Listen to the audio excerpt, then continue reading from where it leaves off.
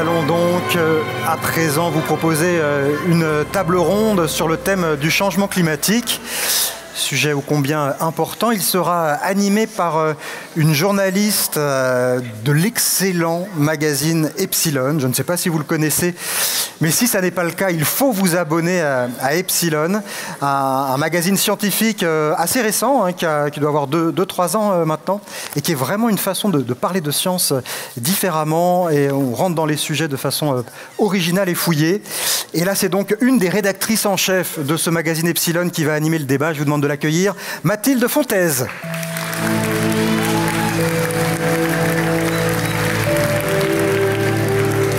Mathilde, je te laisse opérer, nous présenter tes deux intervenantes de marque.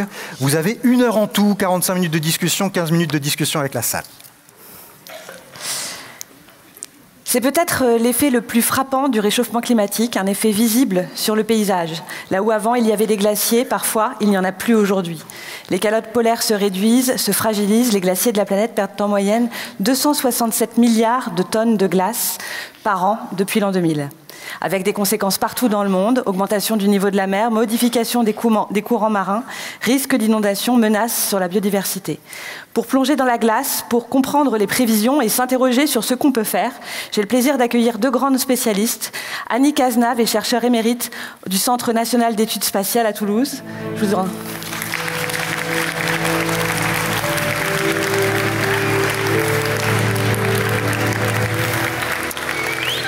Et Valérie Masson-Delmotte, paléoclimatologue, directrice de recherche au CEA, au sein du laboratoire de sciences du climat et de l'environnement. Allez-y. Je vous propose de vous mettre là et moi je vais mettre à côté.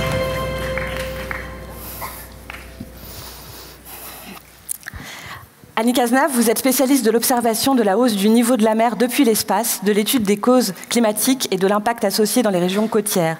Vous avez contribué aux travaux du GIEC en tant qu'auteur principal pour le niveau de la mer des 4e et 5e rapports sur l'évolution du climat. Et Valérie Masson-Delmotte, vous êtes coprésidente du groupe numéro 1 du GIEC de 2015. Vous avez été de 2015 à 2023, qui c'est un groupe qui s'intéresse aux bases physiques du climat.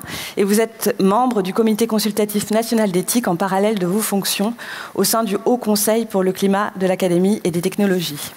Valérie Masson-Delmotte, je commence par vous. Par vous poser une question simple.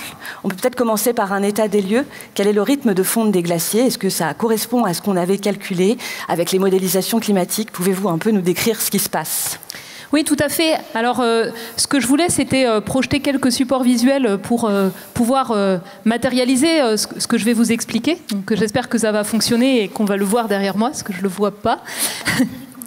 Et voilà. Donc, la première chose que je voulais dire, c'est que les activités humaines, elles affectent le climat planétaire, vous le savez. Par les quantités colossales de gaz à effet de serre qu'on met dans l'atmosphère, on perturbe le bilan d'énergie de la Terre. Donc, le bilan d'énergie de la Terre, qu'est-ce que c'est? C'est l'énergie qui arrive du Soleil. Une partie est réfléchie. Vous avez entendu parler de l'albédo tout à l'heure, hein, justement. Une partie est absorbée, réchauffe la surface de l'océan, les basses couches de l'atmosphère, la surface des terres. Et ces surfaces émettent un rayonnement infrarouge vers l'espace. Dans un climat stable à l'équilibre, les deux flux se contrebalancent et le climat est stable. Donc en ajoutant des gaz à effet de serre, on empêche une partie de ce rayonnement infrarouge de partir vers l'espace, davantage revient vers la surface et ça conduit à une accumulation de chaleur. Et donc cette accumulation de chaleur, où est-ce qu'elle va? Ce déséquilibre du bilan d'énergie de la Terre. Il y en a 1% qui réchauffe les basses couches de l'atmosphère où on vit. Il y en a 5% de cette chaleur supplémentaire qui est le réchauffement des terres émergées en surface et puis même en profondeur. Il y a 91% de cet excès de chaleur qui rentre dans l'océan. On voit à quel point l'océan joue un rôle majeur dans le fonctionnement du climat et Annie travaille directement sur ces aspects. Et enfin, 3% de la chaleur supplémentaire qui conduit à une fonte généralisée de ce qu'on appelle la cryosphère. Et ce qui va compter sur le niveau de la mer, ce n'est pas tout ce qui est enneigé et englacé, c'est l'eau qui était stockée sous forme de glace sur les continents, donc les glaciers, l'immense calotte qui couvre le Groenland, donc formée par de la neige ancienne accumulée au cours du temps. Et même chose du côté de l'Antarctique, c'est là où en fait on a le plus grand stockage d'eau douce. Et dans un climat qui se réchauffe, on a en fait une perte généralisée de glace. Alors on va le regarder sur la diapo suivante. Donc, ce que l'on voit sur la diapo suivante, alors c'est moi qui dois le passer, donc là, je suis multitâche, boum. Voilà. Ce qu'on voit sur la diapo suivante, c'est l'indicateur habituel du climat, qui est l'indicateur de niveau de réchauffement à la surface de la Terre. Ça reflète en fait le déséquilibre du bilan d'énergie de la Terre. Donc, au niveau global, on en est, du fait de l'influence humaine, à 1,3 degré de plus que le climat pré-industriel. C'est plus marqué en France, c'est plus marqué que la moyenne planétaire sur les continents, c'est très fort du côté de l'Arctique, 2, 3, 4 fois plus intense que la moyenne planétaire. Et effectivement, comme vous le disiez, un des effets les plus visibles, c'est la fonte des glaciers, notamment des glaciers de montagne, ceux qu'on trouve dans les Pyrénées, dans les Alpes. Est-ce que vous-même, de votre vivant, vous avez observé, en allant peut-être en vacances, il y a quelques années et aujourd'hui, l'évolution des glaciers dans les Pyrénées ou dans les Alpes? C'est vraiment spectaculaire. Est-ce que c'est le seul signe visible? Il y en a beaucoup d'autres, mais celui-là le matérialise en fait dans les paysages. Donc si on regarde sur tous les glaciers qui sont suivis dans le monde, qui sont équipés, où on va faire un suivi année après année, vous avez en fait la perte de glace cumulée de ces glaciers au cours du temps, et c'est mesuré en mètres d'eau, donc sur le volume de ces glaciers en moins. Et donc, vous voyez en fait cette perte généralisée de glace de tous les glaciers du monde. En Europe, dans les Alpes, on a les glaciers qui nous restent, qui ont perdu 10% de leur masse juste au cours des 2 dernières années, qui ont été particulièrement chaudes, 2022-2023 en Europe. Donc, et avant de passer à l'impact justement sur les océans, est-ce que vous pouvez nous parler du Groenland, de l'Antarctique, et justement qu'est-ce qui se passe de particulier aussi là-bas? Alors du côté Groenland et Antarctique, c'est compliqué d'aller sur le terrain et de faire un suivi à l'échelle de ces calottes. Et donc c'est notamment les données issues de l'observation spatiale qui jouent un rôle dominant dans notre capacité à suivre l'évolution de la quantité d'eau stockée sur ces calottes. Avant les années 1990, on estimait que c'était relativement à l'équilibre. Et à partir des années 1990, ce que l'on observe, c'est une augmentation de la fonte en été au Groenland. Et donc, comme la neige, la glace de surface fond, même le niveau s'abaisse sur les bords, et ça entraîne une perte de glace du Groenland qui contribue à la montée du niveau de la mer. Et du côté de l'Antarctique, c'est un petit peu différent. L'Antarctique, c'est plus froid en fait que le Groenland. On a, sauf sur quelques endroits comme la péninsule antarctique, un peu de fonte en été, mais le reste est beaucoup plus froid. Et donc ce qui se passe, ce n'est pas de la fonte en surface, c'est l'océan près de l'Antarctique qui accumule de la chaleur. Il accumule presque la moitié de la chaleur qui s'accumule dans l'ensemble de l'océan mondial. Et donc des masses d'eau plus chaudes vont arriver par en dessous et lécher les parties flottantes de la glace, donc le glacier qui est formé par la neige sur le continent qui s'écoule avec des parties flottantes. Donc l'eau de mer plus chaude va faire une fonte par en dessous en fait, de ces parties flottantes, les amincir, les fragiliser, et du coup on va avoir un écoulement plus rapide et donc qui va augmenter l'écoulement, le fait de relâcher des icebergs.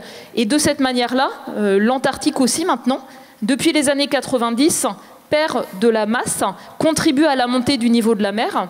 Et ce qui est vraiment spectaculaire, c'est que la partie Groenland et Antarctique, depuis à peu près une vingtaine d'années, elle a été multipliée par 4.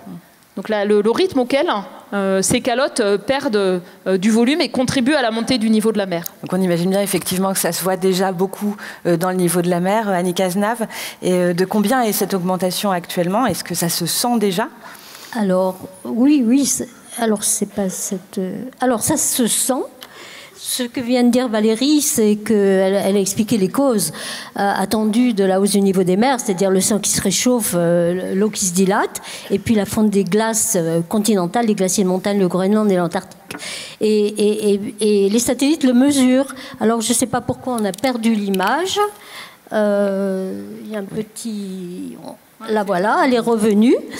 Et ce que vous voyez sur cette figure, cette courbe en noir, ça représente l'évolution depuis le début des années 90 de la hausse du niveau de la mer Alors en moyenne globale, c'est moyenné là sur tous les océans. Et alors comment on le mesure? On le mesure à l'aide de satellites qu'on a la chance d'avoir en orbite depuis 30 ans maintenant, qui mesure la topographie de la surface de la mer. Alors cette topographie, elle a plusieurs composantes, des creux, des bosses permanents qui n'ont rien à voir avec le climat, et puis les courants océaniques, et au-dessus de ça, eh bien, cette mer qui monte en réponse au réchauffement climatique. Et donc, on mesure cette hausse de la mer depuis une trentaine d'années en routine, sur l'ensemble du domaine océanique, et on obtient cette courbe que vous voyez. Qu'est-ce qu'on voit? On voit que la mer monte. De façon relativement modeste, vous allez dire, depuis 30 ans, puisque en moyenne globale, cette élévation, elle est de l'ordre de 12 cm seulement. Mais vous allez voir sur la diapositive suivante qu'en fait, la mer, elle ne monte pas partout à la même vitesse.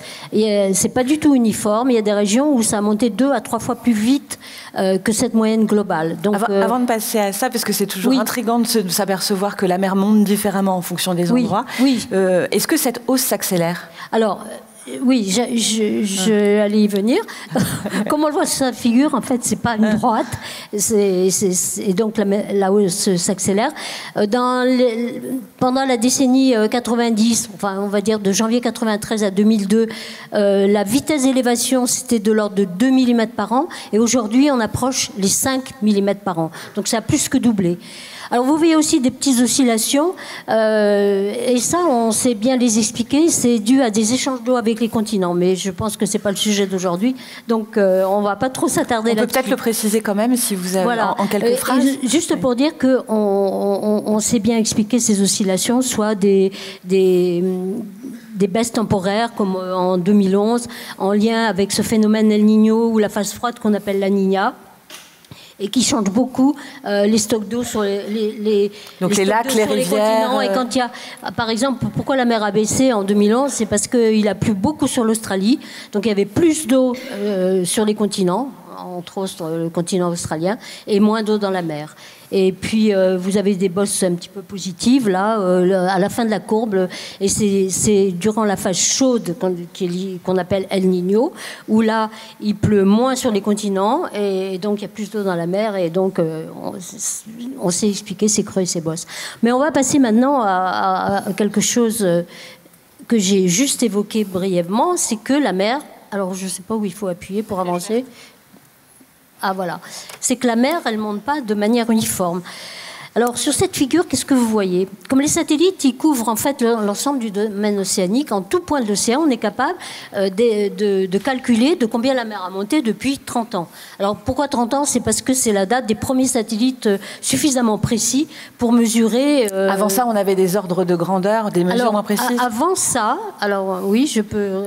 avant ça, on savait que la mer montait déjà, grâce à des instruments qu'on appelle des marégraphes, qui ont été implantés dans les ports. Depuis, il y en a un au Havre, j'ai regardé ça tout à l'heure, qui a une longue série depuis 40 ans. Donc ces marégraphes implantés en général dans les ports ont été développés pour étudier les marées océaniques, la hauteur des marées.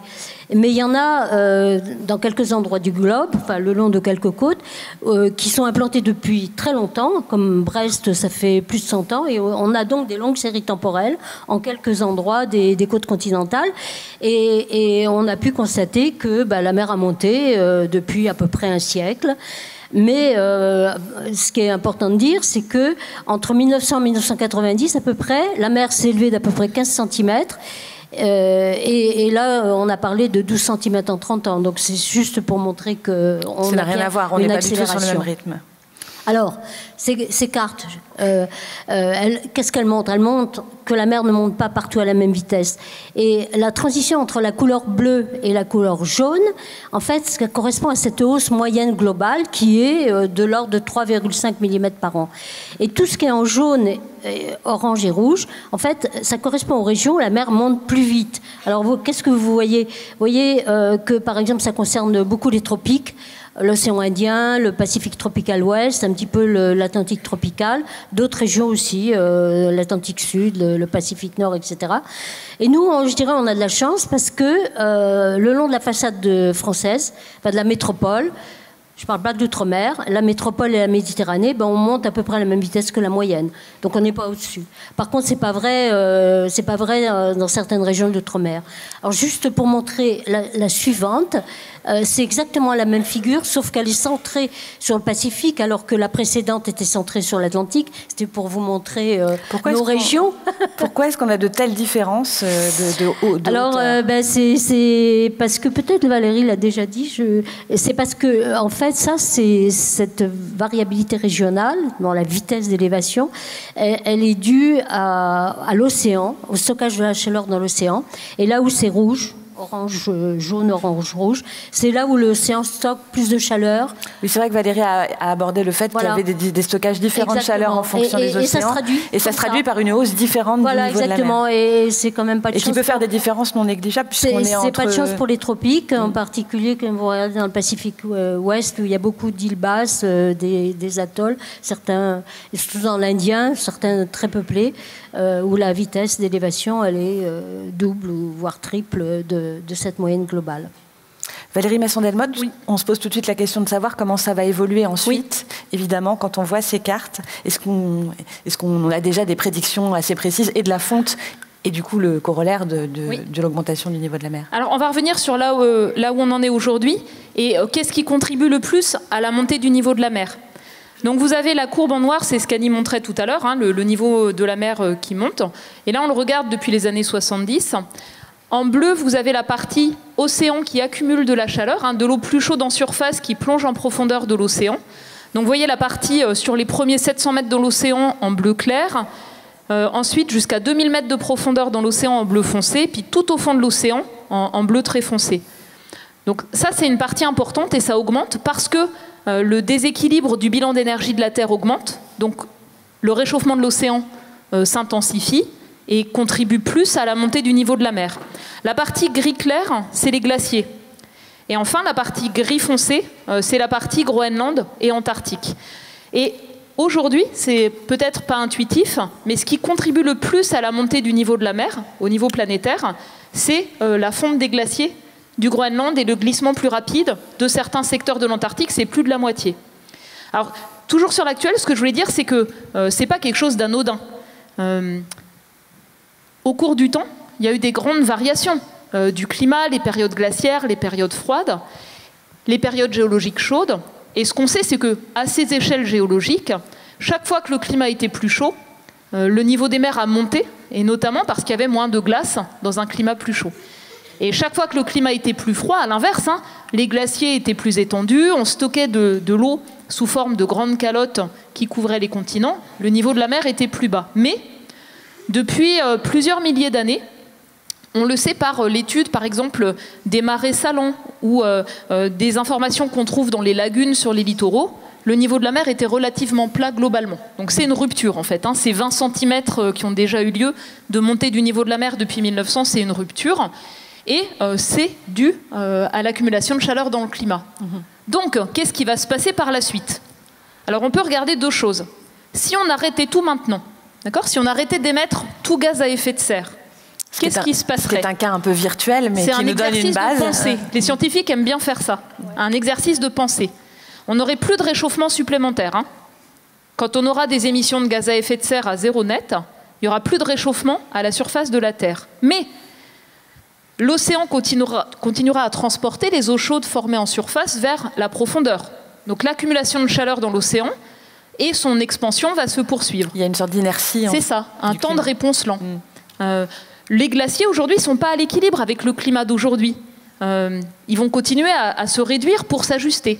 Même chose du côté du Groenland et même chose du côté de l'Antarctique en plus qui est sensible à l'accumulation de chaleur dans l'océan.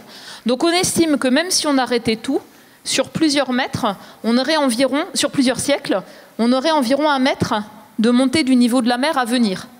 Donc il faut le voir peut-être comme l'héritage de notre responsabilité collective, hein, des émissions de gaz à effet de serre historiques.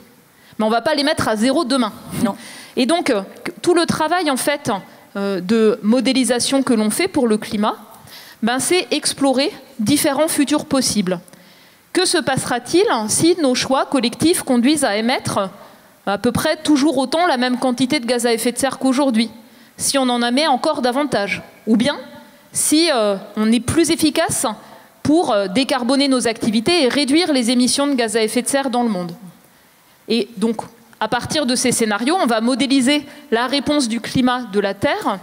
On va aussi modéliser ce que ça va impliquer pour les glaciers, ce que ça va impliquer pour l'océan et sa dilatation. Et on va aussi modéliser ce que ça va impliquer pour le Groenland, sa réponse, notamment la fonte de surface et son écoulement. Et même chose du côté de l'Antarctique. Et plus on va vers ces régions polaires, vers ces grandes calottes de glace, plus les incertitudes augmentent en réalité. Donc voilà où on en est aujourd'hui sur le climat futur et les émissions de gaz à effet, les conséquences sur la montée du niveau de la mer. Donc vous avez le petit encadré du milieu qui montre en noir ce qu'on a déjà vu, les 20 cm de montée du niveau de la mer. Ensuite, vous avez des traits de couleur, c'est différentes hypothèses sur différentes trajectoires d'émissions de gaz à effet de serre dans le monde. En bleu clair, si on agissait beaucoup plus fort qu'aujourd'hui et qu'on arrivait à limiter le réchauffement proche d'1,5 degré.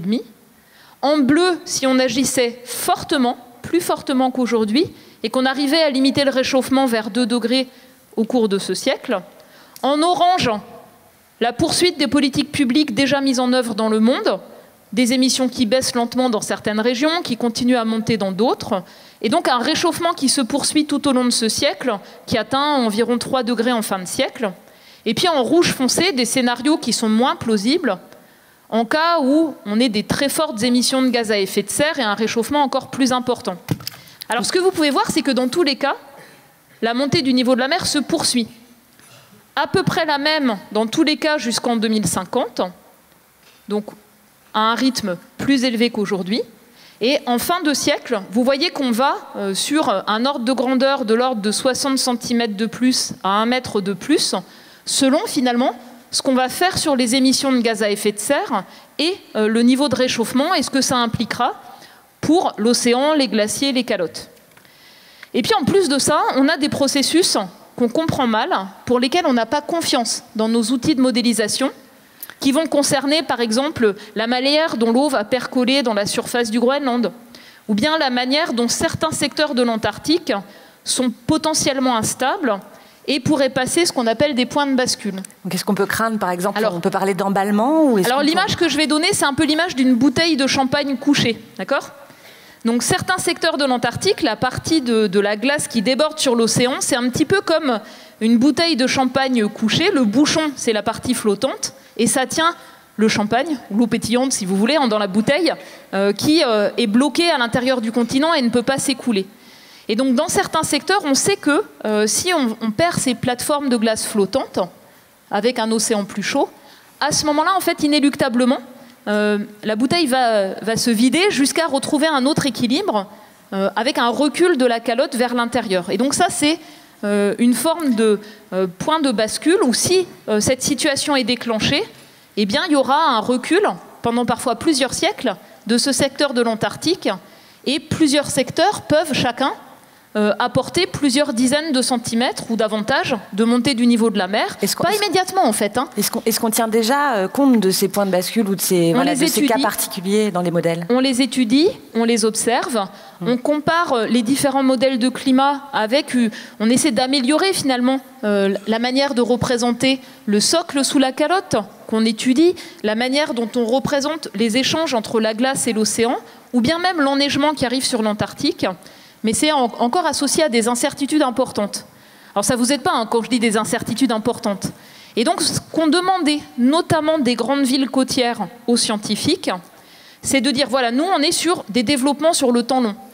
On est sur des gros investissements d'infrastructures industrielles, portuaires, à long terme. Donc nous on veut aussi savoir quel est un scénario maximum physiquement plausible. C'est-à-dire, si ces processus se déclenchent, on comprend bien que vous ne savez pas encore dans quelles conditions, quand et comment, mais un scénario haut plausible, pour nous, c'est utile. Si vous dimensionnez une centrale nucléaire, par exemple, sur le littoral, c'est important sur la durée de vie de regarder le risque maximum. C'est une sorte de scénario du pire qu'on essaye d'évaluer. Voilà. Et donc là, c'est la petite courbe en pointillé, en rouge, où vous voyez que si ces processus mal connus se déclenchent, alors on ne peut pas exclure jusqu'à 1,50 m de montée du niveau de la mer à l'échelle d'un siècle. Ensuite, vous voyez, les différentes petits encadrés vont regarder plus loin. Ils vont regarder à horizon 2150. Ils vont regarder à horizon 2300, où dans tous les cas, en fait, on va vers plusieurs mètres de montée du niveau de la mer sur plusieurs siècles. Et donc, ça, ce sont les questions qui se posent pour le milliard de personnes qui, comme ici, vivent à proximité du littoral, toutes les zones de basse terre, les falaises meubles. Ça se pose aussi en fait sur tous les estuaires, ce que ça va impliquer, tous les grands deltas agricoles en Camargue, le Nil, le Mékong et ailleurs. Et en fait, ça concerne à peu près 1 milliard de personnes. Et donc la manière dont cette montée du niveau de la mer, ces connaissances qu'on met sur la table sont importantes, c'est pour arriver à anticiper les conséquences. Et donc les conséquences, c'est cette montée graduelle, mais qui ne va pas se manifester comme ça. Elle va se manifester avec, lors des marées hautes, des records de niveau marin lors des marées hautes, de manière un peu insidieuse, on le voit en Guyane aujourd'hui. Ou bien quand on a une tempête de forte intensité, le niveau marin record du siècle passé, qui est plus élevé parce qu'il y a eu la montée graduelle du niveau de la mer, et c'est ce qu'on a vu à Saint-Pierre-et-Miquelon qui a entraîné des dommages sur des infrastructures. C'est aussi en fait des intrusions d'eau salée dans les aquifères côtiers. Voilà. Donc ce que j'essaie d'esquisser, c'est que les connaissances dont on a besoin, c'est à la fois sur ce qui va façonner la montée du niveau de la mer, mais c'est aussi comment, localement, ça va entraîner un ensemble de facteurs de risque, et ensuite comment on peut les prendre en compte dans les décisions qu'on met en place aujourd'hui pour se préparer le mieux possible pour faire face à cette montée du niveau de la mer. Annie Cazenave, est-ce qu'on peut regarder un peu plus précisément ce que ça représente, cette hausse du niveau de la mer, en fonction des endroits en France, et en particulier de l'estuaire de la Seine, puisque je sais que vous avez regardé un tout petit peu pour anticiper les questions des Havrais sur l'estuaire de la Seine. Alors, cette carte, qui n'est pas de moi, elle est du BRGM, le Bureau de recherche géologique et minière, qui regarde de façon très précise effectivement les zones de la métropole et de l'outre-mer qui seront impactées par la hausse future du niveau des mers. Alors qu'est-ce qu'elle montre, cette carte? En rouge, vous voyez les zones côtières exposées qui sont déjà situées sous le niveau des très grandes marées.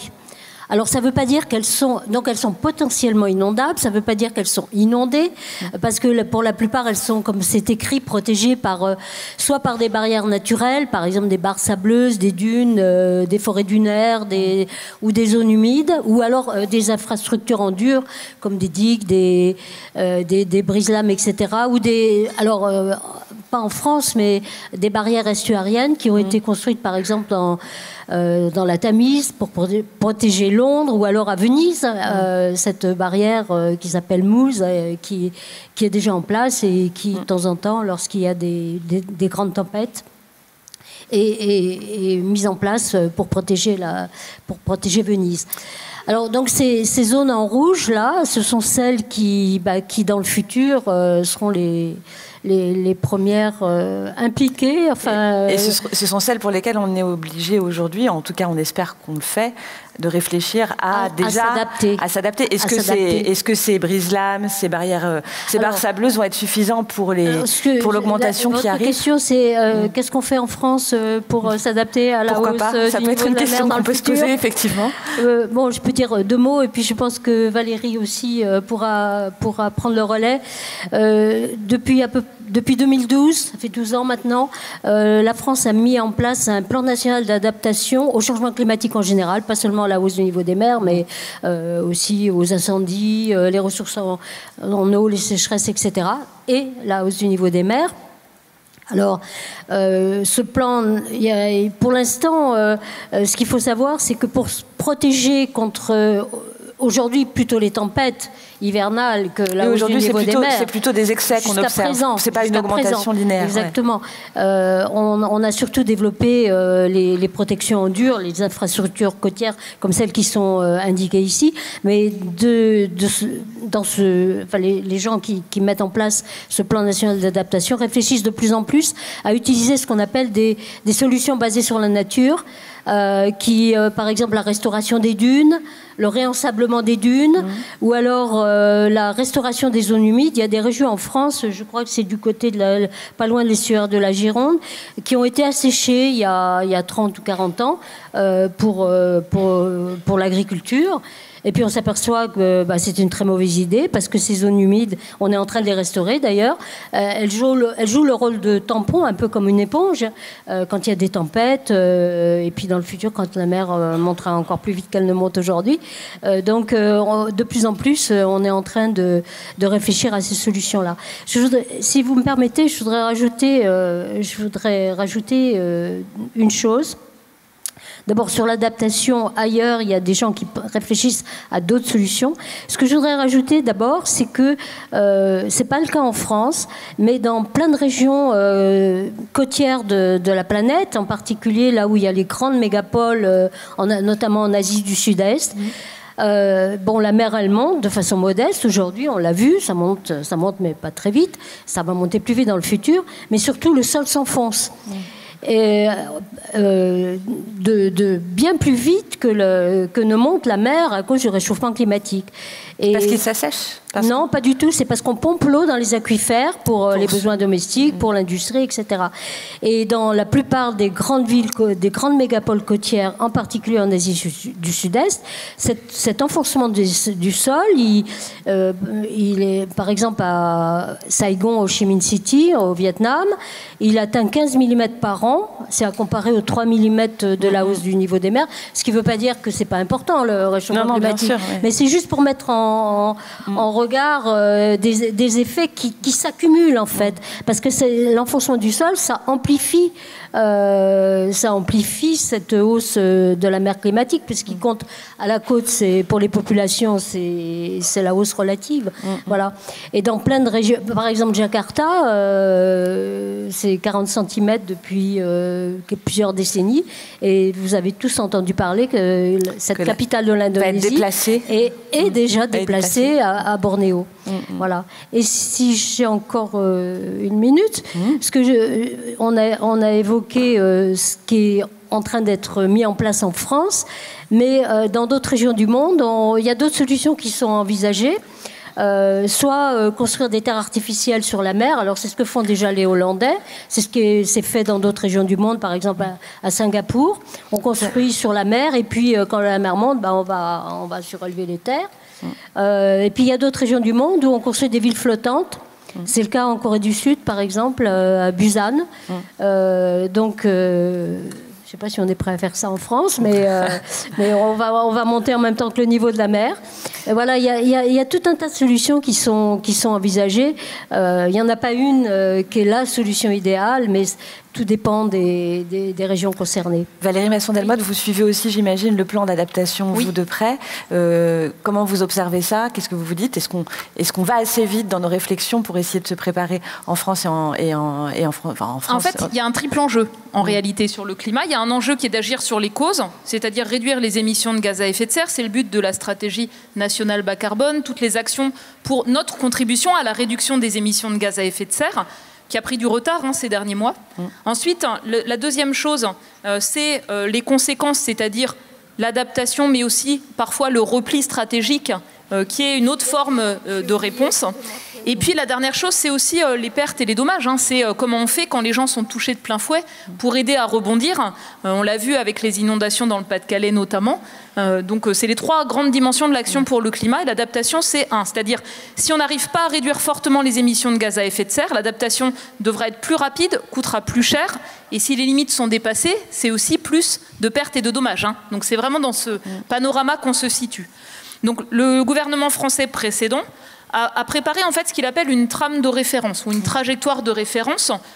Il n'y a pas un seul futur possible, mais l'idée c'est de se dire, voilà, vu l'action pour le climat dans le monde aujourd'hui, on serait plutôt parti vers un réchauffement qui dépassera 1,5 degré en 2030, début des années 2030, 2 degrés vers 2050 dans le monde, 3 degrés vers 2100 dans le monde, c'est-à-dire 4 degrés en France métropolitaine.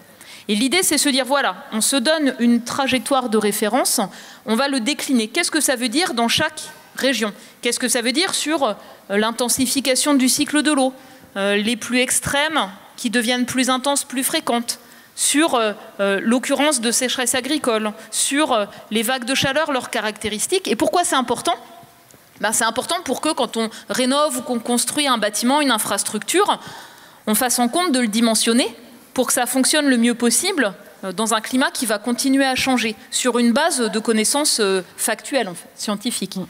Et donc il y a cet enjeu, qui n'est pas encore là, de réactualiser les caractéristiques attendues, cohérentes, sur la montée du niveau de la mer, de sorte à pouvoir l'intégrer dans, par exemple, les plans de prévention des risques d'inondation, ou bien dans l'aménagement d'infrastructures littorales. Donc, par exemple, ou ce qui se fait, par exemple, dans les groupes d'intérêt public, comme le GIP Seine Aval, qui a travaillé sur ce secteur, notamment autour de la Seine, en construisant des scénarios, en disant, voilà, si le niveau de la mer monte de 60 cm, ce que ça implique dans cette région, s'il monte de 1 mètre, voilà ce qu'il implique. Et au-delà de ça, ce qu'il faut être capable de faire, c'est se dire, mais à la marée haute, la pire, ou avec la tempête de la plus forte intensité, qu'est-ce que ça va impliquer comme caractéristique de niveau marin extrême et éventuellement de risques combinés. Dans un climat qui se réchauffe, la même tempête, elle peut donner lieu à un niveau marin extrême, mais elle peut aussi donner lieu à un cumul de pluie important. Et là, le défi, vous comprenez bien, c'est vous protéger de la submersion, du risque d'arrivée d'eau de mer, et en même temps pouvoir évacuer le plus rapidement possible l'excès d'eau de pluie.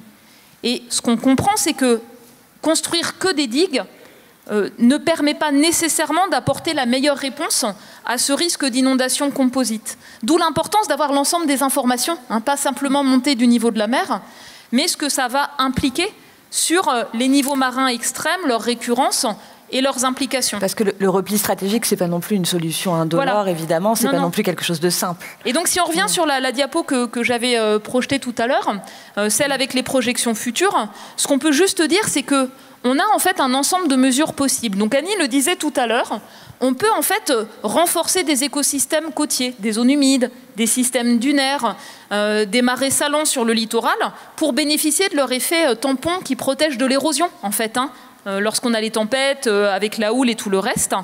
Mais si le niveau de la mer monte fort, en fait, ces solutions ne fonctionneront plus.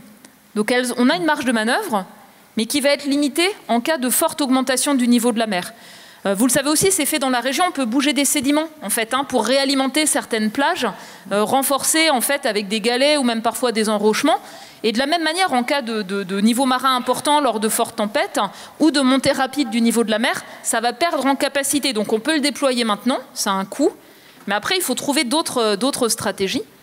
On peut surélever les infrastructures sur le littoral, c'est-à-dire se dire on vit avec le risque, par exemple pour des résidences secondaires ou des choses qui ne sont pas vitales.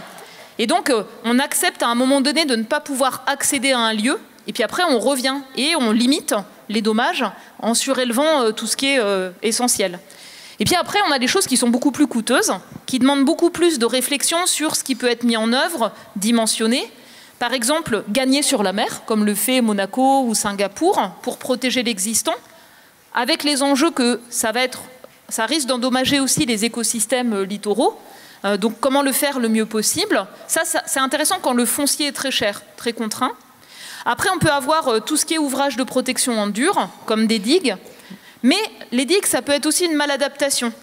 C'est-à-dire que si la digue n'est pas pensée pour pouvoir être rehaussée par la suite, elle risque de perdre ses capacités. Et entre-temps, on aura rajouté des infrastructures, des biens derrière la digue. Donc si les capacités sont dépassées, en fait, les dommages peuvent être encore plus importants. Et c'est compliqué par rapport aux inondations composites. Et donc, chaque levier d'action, en fait, il a un certain potentiel. Il peut vous permettre de vous préparer à 50 cm ou 1 mètre de montée du niveau de la mer et ses conséquences, mais sur un certain horizon temporel, avec des coûts et des limites.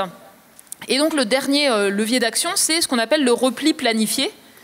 C'est-à-dire, par exemple, sur un estuaire, si on durcit tout le long de l'estuaire, l'eau s'écoule encore plus rapidement et ça ne va pas fonctionner, en fait. Donc, dans ce cas-là, on se dit on va faire des vases d'expansion. Il y a des endroits où on recule les activités humaines et on laisse de la place, notamment sur les événements de niveau marin extrême, pour faire un peu vase d'expansion. Ou dans certains endroits, les services publics, pour être clair, on arrête l'agriculture, on arrête ou on déplace. Ou alors on rémunère comme aux Pays-Bas les agriculteurs, donc qui surélèvent l'endroit où ils mettent leur exploitation, et on les rémunère pour accepter que leur champ soit inondé lorsqu'on en a besoin pour préserver, par exemple, des infrastructures industrielles ou urbaines, parce que ce ne sera pas nécessairement inondé tout le temps. Voilà. Et donc on voit que ça pose de très nombreuses questions. On n'a pas une solution unique qu'on peut déployer tout de suite. Donc ça veut dire quelle est la vision partagée qu'on construit pour le littoral. Qu'est-ce qu'on met en œuvre maintenant mais qui touchera des limites. Qu'est-ce qu'on prévoit pour la suite. Et donc c'est vraiment des enjeux de délibération, de réflexion stratégique et de financement parce que les montants à mettre en œuvre sont aussi très importants. Et l'une des choses qu'il va falloir faire aussi, on imagine bien, c'est continuer à suivre finement cette évolution du niveau de la mer d'une part et cette fonte des glaciers d'autre part. Et je vous pose la question à toutes les deux, mais je vais commencer par vous, Annie, sur le niveau de la mer. Est-ce qu'on va pouvoir vraiment bien monitorer ce niveau de la mer dans les années à venir? Et après vous, Valérie, pour la glace. Alors, l'observation, c'est fondamental. Parce que pour plein de raisons, c'est comme ça qu'on découvre des phénomènes. Pour ce qui concerne le niveau de la mer, ça permet de valider les modèles qui sont développés pour les projections futures. Et si les modèles ne sont pas capables de reproduire le présent ou le passé récent, il y a un problème. Donc l'observation est fondamentale. Qu'est-ce qu'on a comme perspective? On a quand même de la chance, je dirais, parce que les agences spatiales, que ce soit le CNES en France, mais l'agence spatiale européenne à l'échelle de l'Europe, et puis les autres agences spatiales, la NASA aux États-Unis et dans d'autres pays, en fait, sont tout à fait conscients de l'enjeu du changement climatique en général et de la nécessité d'observer ces changements, donc toutes les composantes du système climatique. Et pour en revenir au niveau de la mer, on a, au moins pour les 15 ans qui viennent, sauf catastrophe, je ne sais pas, impact d'un astéroïde qui vient détruire la planète, on a quand même l'assurance d'avoir des missions. On a 5 missions qui sont programmées. Qui sont bien à la suite pour qu'on ait une continuité des données. Voilà. Oui, parce que la durée de vie d'une mission, ça dépend. Ça peut être entre 5 et 10 ans. Mais quand un satellite arrive en fin de vie, il faut d'abord anticiper et puis en lancer un autre un peu à l'avance pour qu'il y ait un recouvrement des observations. Et donc, il faut effectivement envisager d'avoir une succession de missions. Alors ça, c'est pour la hausse du niveau des mers. C'est un type de satellite, comme ce que j'ai mentionné tout à l'heure, qui emporte des altimètres pour mesurer la topographie de la surface de la mer. Et puis, en parallèle de ça, il y a plein d'autres missions spatiales pour mesurer les causes, et en particulier, comme Valérie le disait, pour mesurer la fonte des glaces. C'est d'autres missions, et là aussi, il y a quand même un plan pour les années qui viennent. Valérie Masson-Delmotte, on va pouvoir suivre, donc rapidement, parce qu'on voudrait qu'on garde du temps pour les questions, mais on va pouvoir suivre quand même et avancer aussi dans la compréhension de justement ces phénomènes de fonte qui peuvent être parfois assez surprenants. Alors on a besoin du suivi dans la durée, c'est-à-dire d'observatoires au sol, sur place, sur les glaciers, dans les régions polaires et pour l'océan. Y compris pour valider les mesures par satellite d'ailleurs. On a besoin du suivi par satellite dans la durée. Et on a aussi besoin de campagnes spécifiques de terrain pour aller étudier plus finement des processus par des mesures sur une période assez courte sur le terrain pour des processus qu'on comprend mal. Et donc, par exemple, j'ai un financement avec des collègues de Conseil européen de la recherche pour aller déployer des instruments innovants du côté de l'Antarctique de l'Est. Donc les collègues les envoient là en ce moment et puis iront sur le terrain dans quelques mois, de sorte à pouvoir mesurer les propriétés des nuages sur l'Antarctique, le dépôt de neige, l'effet du vent et de la neige soufflée et la partie de l'enneigement supplémentaire qui reste en Antarctique par rapport à ce qui est soufflé par le vent. Donc ça, c'est un exemple où on a besoin de campagnes de terrain pour étudier ces processus. Et ces données de terrain, elles vont nous permettre de mieux représenter ces processus dans les modèles de circulation atmosphérique régionale. Il y a la même chose sur toute la déformation de la glace dans les calottes, où en fait il y a ce travail aussi en permanence pour faire avancer les outils de modélisation, les confronter aux données, les tester sur des périodes passées de niveau marin plus élevé, qui sont aussi des sources d'information. Hein. La connaissance des climats passés, elle est combinée à tout ce faisceau de connaissances. Et c'est ce travail de longue haleine qui est nécessaire. Donc, par exemple, les enjeux qui vont être critiques, c'est quelle sera la contribution de la France à l'année polaire internationale 2032-2033. Ça se prépare maintenant. C'était tout l'objet de la réflexion sur la stratégie polaire française pour préparer finalement quels seront les grands enjeux des campagnes de terrain coordonnées avec les autres pays du monde qu'on va mettre en œuvre de sorte à faire avancer les connaissances de manière importante, notamment sur les parties difficiles à observer, par exemple autour de l'Antarctique. Donc des enjeux importants dans les années à venir. Vous me permettez que je rajoute quelque chose, 30 secondes avant de laisser la place aux questions. Oui, c'était pour mentionner qu'en Europe, on a un grand programme qui s'appelle Copernicus, qui est géré par la Commission européenne et développé par l'Union européenne, qui consiste avec donc des satellites et des mesures in situ, plus la modélisation, à observer la planète Terre et ses changements, c'est-à-dire les changements globaux, y compris le changement climatique, mais pas que, parce qu'il y a des changements anthropiques qui n'ont pas directement à voir avec le climat. Ce programme, il est composé de 5 services qui diffusent des produits, je vais dire, basés sur les observations qui sont collectées, puis préparées, analysées, etc., de façon gratuite, à tout le monde, au grand public, à la communauté scientifique, aux partenaires privés, aux politiques, etc. Et je crois que ça vaut la peine de mentionner ça parce que les Américains, par exemple, nous jalousent beaucoup d'avoir ce grand programme Copernicus développé maintenant depuis 2015. Oui, et puis ça s'articule aussi avec tout le travail qui est fait par les groupes régionaux d'experts climat, comme le GIEC normand, qui va en fait décliner aussi les connaissances qu'on a et puis s'appuyer sur les observations de terrain, sur le littoral ici, qui nourrissent aussi en fait l'état des lieux, pas simplement au niveau planétaire, mais aussi sur des indicateurs pertinents pour justement éclairer les réponses qu'on peut apporter dans chaque région de France. Je vous remercie beaucoup pour cette note d'optimisme à la fin de cette conférence. On est parfaitement dans le timing, je suis très fière. Je vous propose maintenant de prendre la parole pour poser des questions. Profitez-en, vous avez 2 spécialistes là qui sont là pour vous répondre. Je vous prierai de vous lever quand vous avez le micro pour qu'on vous voit bien quand vous posez la question. Et je crois que des micros vont être amenés jusqu'à vous. Voilà, on a quelqu'un là-bas.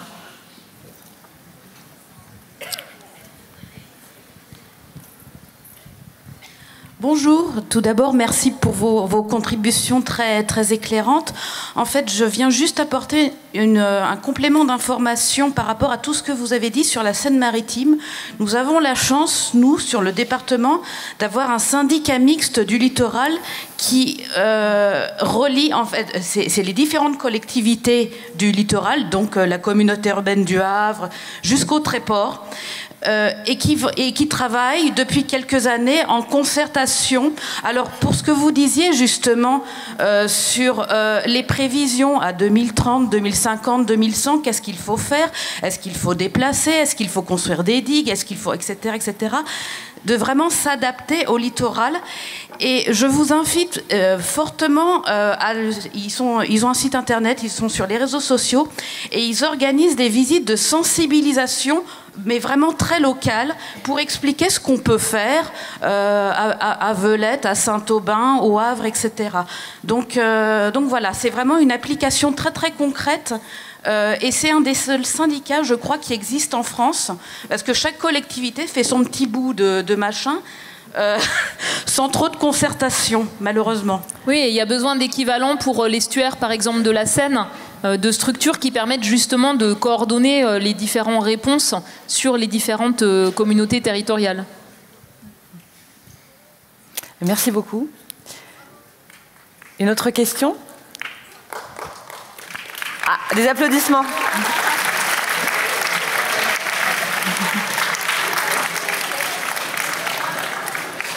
Mais on a le droit de poser des questions encore et on pourra réapplaudir ensuite. Il y a plein de mains levées par là.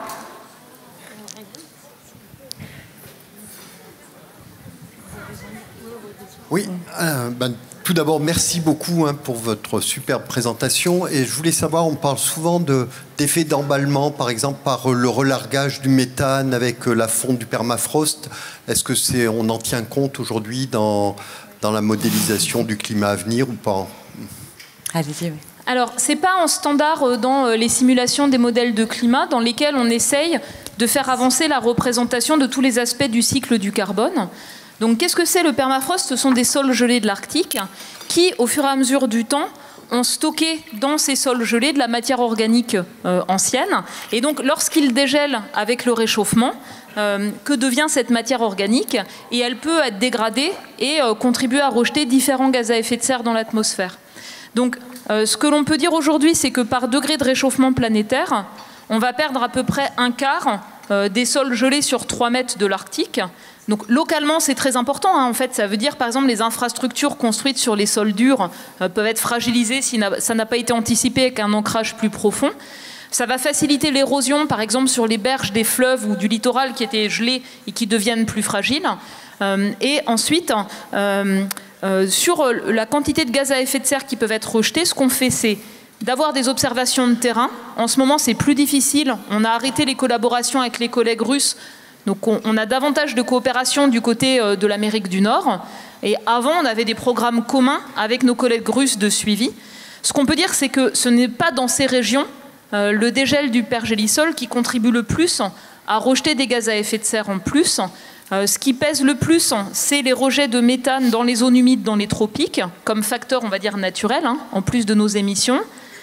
Et c'est également les émissions de CO2 associées aux feux de forêt, comme au Canada, sur l'année 2023, des quantités colossales, ou bien encore, il y a peu de temps, du côté du Portugal. C'est ça qui pèse le plus par rapport au pergélisol. Enfin, donc les collègues en fait, ont travaillé sur des échantillons de sol gelés, les ont emmenés en laboratoire, les ont amenés à dégeler, ont étudié en fait, la décomposition microbienne selon différentes conditions, ce que cela peut faire en termes d'émissions de gaz à effet de serre. Et donc maintenant, on a en fait un ensemble d'hypothèses en fait, ou de scénarios possibles où ce que l'on voit, c'est que pour un fort réchauffement, en plus de nos émissions à nous de gaz à effet de serre, ça peut être un facteur amplificateur mais secondaire.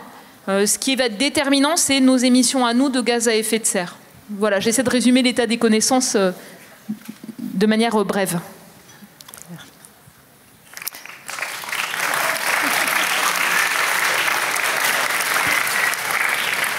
Madame, on vous écoute. Oui, je crois que cet été, la Méditerranée a été... On ne vous entend pas dans le micro. Ah, pardon. Voilà. La Méditerranée, je crois, a battu des records de température. Est-ce que c'est visible dans tous les océans ou pas? Annick Hazanavh, vous pouvez peut-être... Alors, bon, la Méditerranée a battu des records de chaleur cet été. On ne le voit pas encore dans nos observations, mais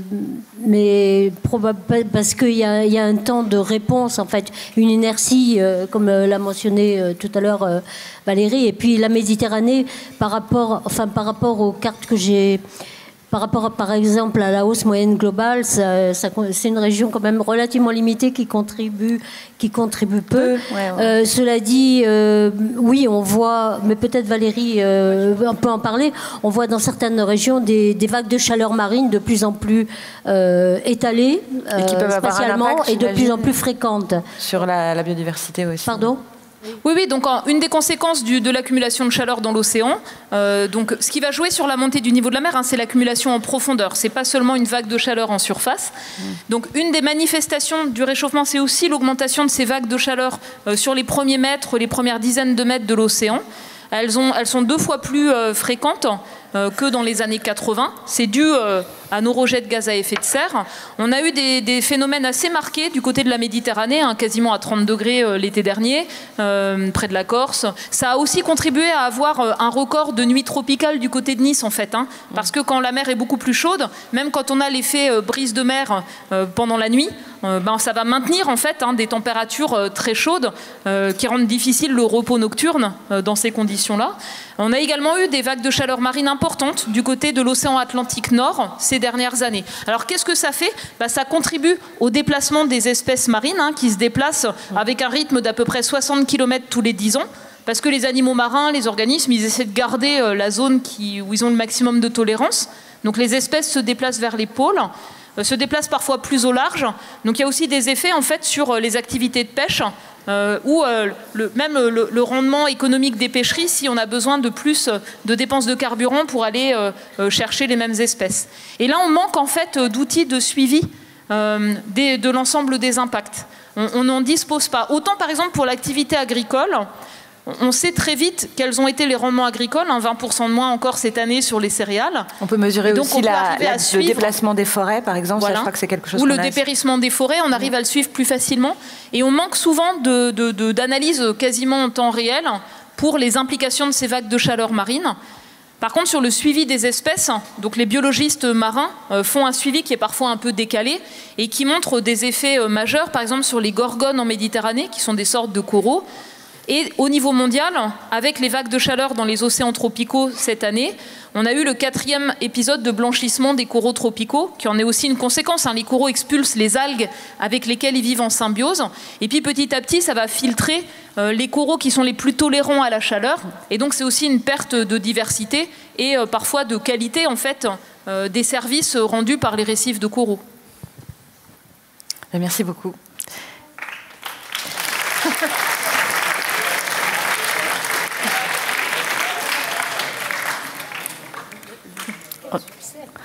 C'est les collégiens, en fait. On a une question, mais un micro qui ne fonctionne pas, ça va venir. Vous m'entendez? Oui, on vous entend. Merci beaucoup pour les apports. J'aimerais savoir si on a des données ou des modèles qui existent sur le sens ou l'inversion des courants maritimes. Les courants marins. Je peux commencer, et puis Valérie complétera. Alors, je pense que vous faites référence à peut-être le ralentissement du Gulf Stream dont on parle beaucoup, et un impact potentiel sur le climat de l'Europe. Alors, pour l'instant, je crois que d'un point de vue de l'observation, c'est quand même assez controversé. Parce que, alors il y a certains groupes de chercheurs qui prétendent qu'effectivement le Gulf Stream, je dis le Gulf Stream pour simplifier, parce qu'en fait c'est il y a la branche qui s'appelle la branche nord-atlantique. C'est tout un grand courant dans l'Atlantique, c'est ça qui structure. Oui, voilà. Donc certains groupes de chercheurs prétendent que effectivement depuis quelques décennies les courants se seraient ralentis, puis d'autres qui pensent que non, parce qu'il y a peut-être des oscillations basse fréquence qu'on appelle multidécennales qui sont attendues pour ce courant. Donc pour l'instant, d'un point de vue de l'observation, c'est controversé. Il n'y a pas de réponse sûre. En revanche, du point de vue de la modélisation, on prédit, mais je vais passer la parole à l'experte qui est à côté de moi, que dans les prochaines décennies, le Gulf Stream devrait se ralentir. Enfin, cette circulation de surface de l'Atlantique Nord devrait se ralentir. Alors moi, je vais le prendre dans l'autre sens. Donc, vous avez peut-être vu un film de science-fiction qui s'appelle Le jour d'après. Tout est faux. Donc, c'est une œuvre de fiction, ça n'a rien à voir avec les connaissances scientifiques. On ne va pas vers une glaciation, on va vers un climat plus chaud. Les courants marins ne font que répartir la chaleur d'un endroit à l'autre de la Terre, et le bilan d'énergie de la Terre, c'est piloté par nos rejets de gaz à effet de serre. Ensuite, le Gulf Stream, c'est un tourbillon de surface qui est lié à la rotation de la Terre. Et donc, ce tourbillon de surface, en fait, peut avoir des caractéristiques qui changent, mais il va persister.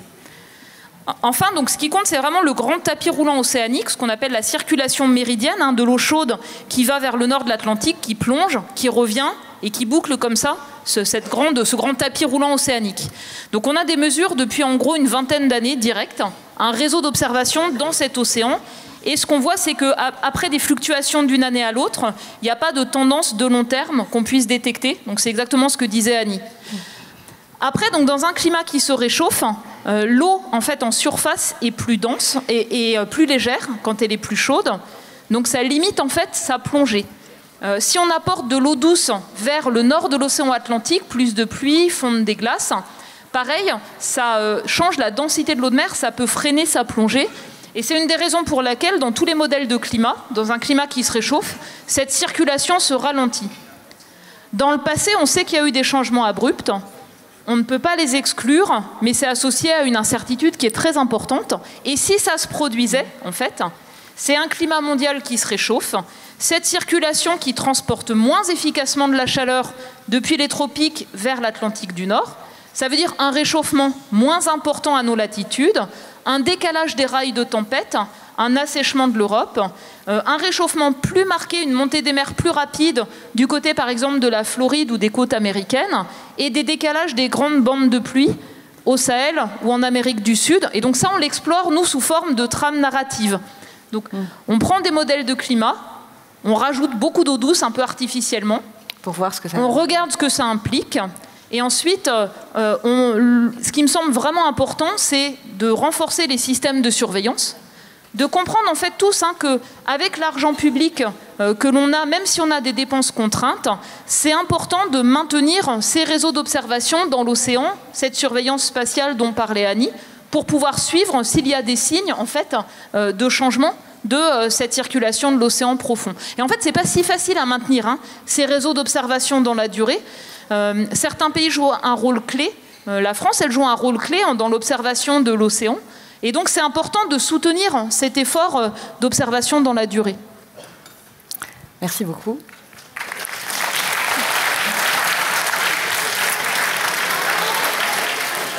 Et ce sera la dernière question.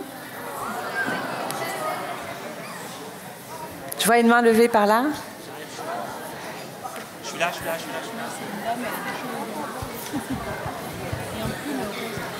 Oui, alors moi je voulais savoir, vos études et vos projections, elles sont destinées, je suppose, entre autres aux décideurs politiques. Est-ce que vous avez le sentiment que les décideurs politiques agissent suffisamment et assez rapidement ? Alors on va peut-être attendre que les jeunes nous quittent avant de répondre à la question. Alors si on regarde, on est en 2024, si on regarde ce qui a été mis en place depuis 10 ans, c'est en 2015 l'accord de Paris sur le climat, c'est la stratégie notamment nationale bas carbone avec sa déclinaison. On voit qu'on a des émissions de gaz à effet de serre qui baissent, mais on a du mal à tenir les objectifs qui avaient été fixés. On comprend bien qu'on a besoin de renforcer les efforts. La stratégie d'adaptation, elle ne permet pas suffisamment de se préparer aux caractéristiques climatiques à venir. Donc on a besoin d'avoir un cadre réglementaire, comme je le disais tout à l'heure, pour faire en sorte que ça se mette en œuvre. On a notamment tous les groupes régionaux d'experts climat qui ont été mis en place et qui permettent de construire des relations de confiance dans la durée avec les acteurs des collectivités territoriales. Donc il y a en fait tout cet effort de longue haleine qui est mis en place. Mais qu'est-ce qui fait la volonté politique ? C'est la vôtre en fait.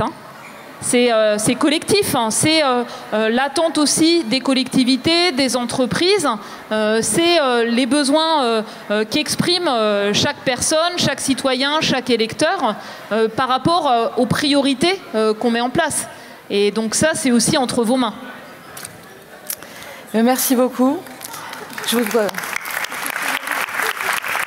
Merci Valérie Vincent-Delmotte, merci Annie Cazenave. Merci à vous.